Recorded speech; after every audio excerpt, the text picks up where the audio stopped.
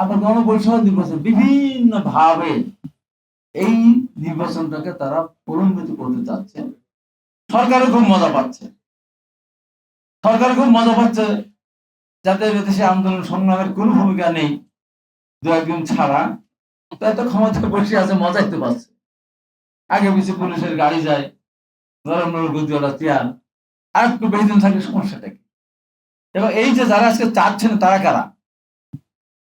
তাদের এই দেশের আন্দোলন সংগ্রামের জুলাই আন্দোলনে যারা করেছেন তাদেরকে আমরা সম্মান করি, কিন্তু আর একটি সংগঠন যারা বলে, আমি 90 আন্দোলন নেতা ছিলাম, 9 বছরের আন্দোলনে একজনও তাদের নেতা গ্রেপ্তারও হয়নি, শহীদ হয়নি, আহত হয়নি, এমনকি মিছিল ধাক্কা থাকিলে পায়ের নখটা ওঠে নাই। এই বিকালে একটা বড় মিছিল, এই আন্দোলন নিজের নামে আন্দোলন করতে পারেনি। ছাত্র শিবির ছাত্র লীগের ভিতরে ঢুকে মিছিল করতে সহজ জায়গায় সকাল বেকার শিবির ধরে ধরে জবাই করো, ওই মিছিলে তারা ছিল। যেই আন্দোলন শেষ হলো তখন একজন দাবি করবে, হ্যাঁ আমি ছাত্র লীগের প্রেসিডেন্ট ছিলাম, আরেকজন দাবি ঢাকা বোর্ডের সেক্রেটারি ছিলাম। এই যে মুনাফিক একটা দল, আজকে তারা নির্বাচনটাকে পিছিয়ে নিতে চাচ্ছে ষড়যন্ত্রের কারণে। এখন তারা তো ক্ষমতায় আছে, তারা কি এত ক্ষমতার মালিক যত ক্ষমতা তারা ভোগ করছেন? বিশ্বের ভাইস চ্যান্সেলর থেকে শুরু করে বিভিন্ন দেশটা তারা নিয়ন্ত্রণ করছে। আরো যারা কিছু ইসলামিক দল আছে যারা একসময় আমাদের পক্ষে ছিল, দু এক জায়গায় ধাক্কা ধুকি খাওয়ার পরে আবার বিরুদ্ধে গেছে আমাদের, তারাও এখন ক্ষমতা ভোগ করছে। আর এনসিপি তারা তো মনেই করে তাদেরই দল, ক্ষমতায় তারা আছে, রাষ্ট্র তাদের, তারা বুঝে শুনে আর সকল তারা যে ভাষায় বলতো ওই ভাষা না বললেও তারা মনে করতে পারে আমাদের দল ক্ষমতায়, তারা নির্বাচন না চাইতেই পারে, কারণ নতুন দল এখন নির্বাচনের সম্ভবতই তাদের ভালো কিছু করার সম্ভাবনা নেই।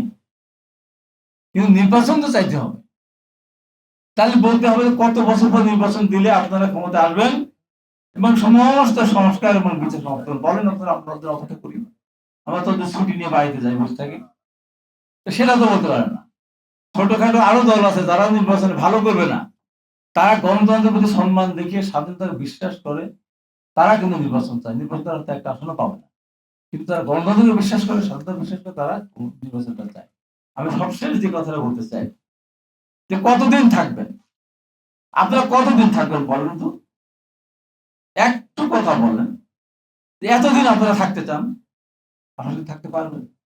আওয়ামী লীগে আবার ক্ষমতা ফিরে আসতো যদি 2024 সালে একতরফা নির্বাচন না করতে, বারবার বলতাম একতরফা নির্বাচন করে ক্ষমতা থাকতেছি, তো তখন এই যে এখন যে সমস্ত বুদ্ধিজীবী, অতিরিক্ত বুদ্ধিজীবী, জ্ঞানী, সাংবাদিক, সামাজিক আমরা বলতো, ঠিক আছে বলতো ক্ষমতা থাকেন চিরদিন, কোনো সমস্যা নেই, আমরা তো আছি, র্যাব পুলিশ সব ছিল সাথে, কিন্তু কেউ এখন নেই।